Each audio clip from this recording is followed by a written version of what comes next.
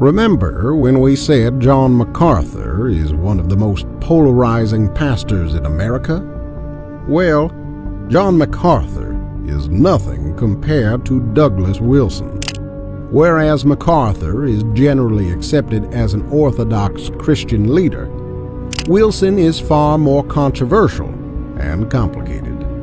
Wilson is a pastor at Christ Church in Moscow, Idaho, faculty member of New St. Andrews College, and an author and speaker. Wilson was also featured in the movie Collision, which documented his debates with popular atheist Christopher Hitchens. Like MacArthur, Wilson holds to Calvinist theology. If an unregenerate man is walking around in a liquor store deciding how he's going to get drunk that night, he is exercising his creaturely liberty. He is free to choose vodka or gin or bourbon or another liquor store. This is the left-right kind of liberty. What he is not free to do is to choose righteousness. Whatever he decides to do apart from Christ, it will be sinful. Even if he decides not to get drunk that night, apart from Christ, his decision will be a self-righteous one. He does not have any moral freedom unless and until Christ saves him. The doctrine of God's sovereignty has to be understood at both of these levels. When it comes to creaturely liberty, part of our quote-unquote Calvinism is to insist that God's sovereignty is fully consistent with our freedom as responsible agents. Complementarianism, or the teaching that God created men to lead in the church and in the home. Paul teaches us that the older women in the church are supposed to instruct the younger women a number of things. Among the things he includes in the curriculum is the lesson on how to be obedient to husbands. Quote, that they may teach the young women to be sober, to love their husbands, to love their children, to be discreet, chaste, keepers at home, good, obedient to their own husbands, that the word of God be not blasphemed. Titus 2:4 and 5. But now, in this enlightened era, we teach the younger women to reach for their dreams, to follow their heart, and to not let anybody tell them what to do. The sinfulness of homosexuality. In this first talk, I want to talk about the real sin of Sodom. What Sodom's real problem was. What could possibly be meant by that phrase, the real sin of Sodom? Isn't it obvious? The sin of homosexual behavior draws its name from Sodom, draws its name from that city. What could be more obvious? And shouldn't we be suspicious of any attempt to draw our attention elsewhere? The danger of critical race theory. If someone says, well, I'm for social justice because I'm for justice, well, that's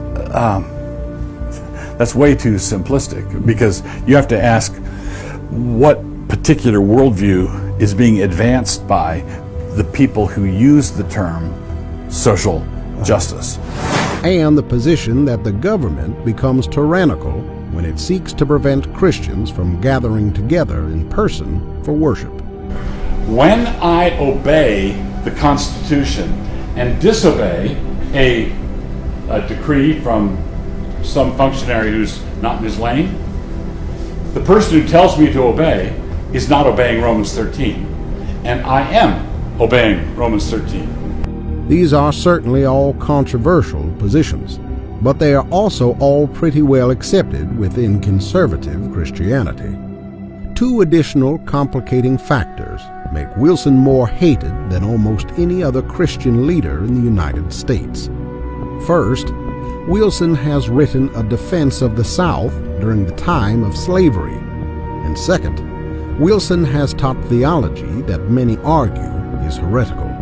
Wilson co-authored a pamphlet with Steve Wilkins titled Southern Slavery as It Was, which condemned racism and said that the slavery practiced in the South was unbiblical, but which also presented the South in a far more positive light than most people would agree with. Wilson has responded to criticism against his views, saying, "My defense of the South does not make me a racist. I am not interested in defending slavery. I don't believe we should practice slavery.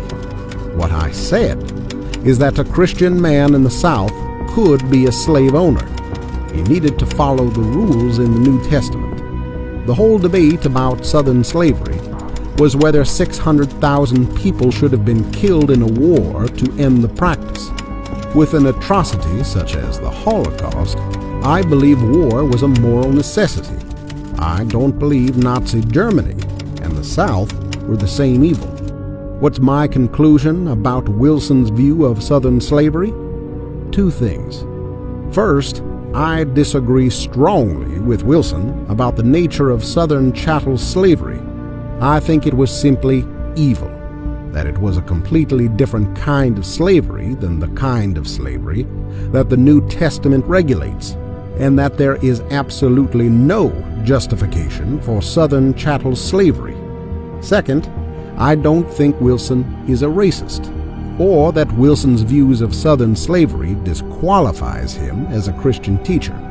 Wilson never argued anything that was racist, and Wilson did argue that Christians should have pursued an end to slavery. For me, a much more serious concern is Wilson's theology. Wilson used to be categorized with the Federal Vision movement, although now he has distanced himself from the term. Patrick Hines, a Presbyterian pastor, criticizes Wilson's teachings concerning justification.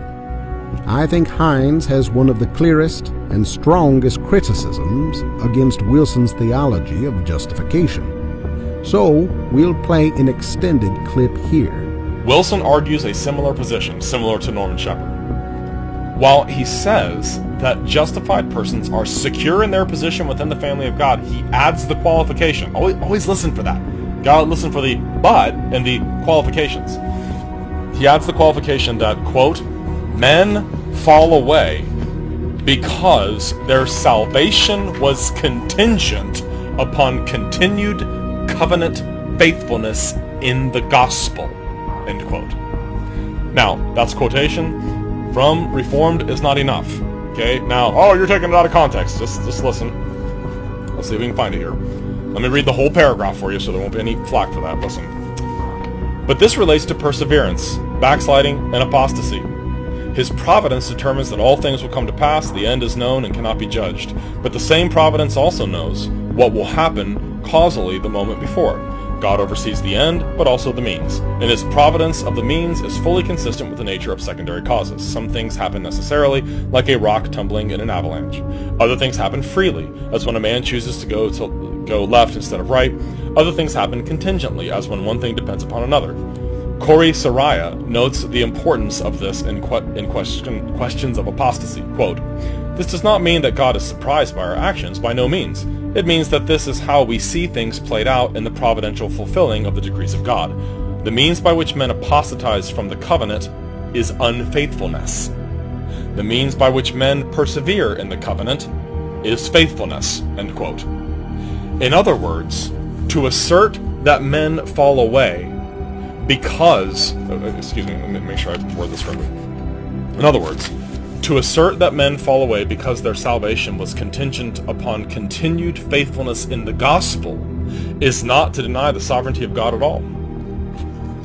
So what's he asserting? And that's close quotation. What's he asserting? Men fall away from the gospel by not continuing in faithfulness. Okay, their salvation is contingent upon their covenant faithfulness. Okay, now listen to what it goes on to say here in the RPC US report. Make sure I pick up in the right place here. By making salvation contingent upon the covenant faithfulness of a believer, he has made salvation contingent upon a personal quality in or a state of being of the believer. This is the simple meaning of the suffix ness in faithfulness. In doing so, Wilson has shifted the means by which we appropriate the work of Christ from the exercise of faith to a change in the quality of one's character. This can be understood in no other way than salvation being contingent on something in or of a person other than Christ. That's exactly right. Okay, our salvation is not contingent upon our works, upon our fruit, upon our covenant faithfulness, or anything like that. Our salvation is secured by Jesus Christ alone, and it's always secured by Jesus Christ alone. And we receive that by belief alone, not by working. In contrast to Hines, James White believes Wilson is within the realm of orthodoxy. White has interviewed Wilson to seek to clarify exactly what Wilson believes. The primary thing, the primary focus of that is always going back to the issue of the federal vision. Right. And specifically R. Scott Clark's criticisms and the repetition of those criticisms ad nauseum over and over again. The trolls come out, and one of the things they say over and over and over is federal vision, he denies justification by faith alone. But I don't deny justification by faith alone. I affirm it stoutly from beginning to end. I don't deny the imputation of the active obedience of Christ. I don't deny the imputation of the passive obedience of Christ as a forensic act that God performs at the point of an individual's true conversion. That happens, and I've maintained that now, maintained it all the way through. Where do I stand concerning Wilson's theology? To be honest, I'm conflicted. On the one hand, I respect and trust James White.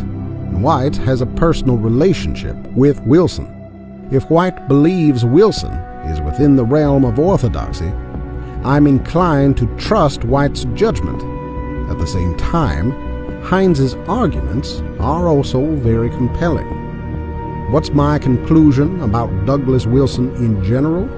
I certainly have significant concerns about Wilson's theology, as well as about his view of Southern chattel slavery. At the same time, like with MacArthur, I see Wilson as a fearless man who does not let cultural or governmental pressure silence him. He fights for many things I am fully aligned with, and he does so articulately, effectively, and boldly.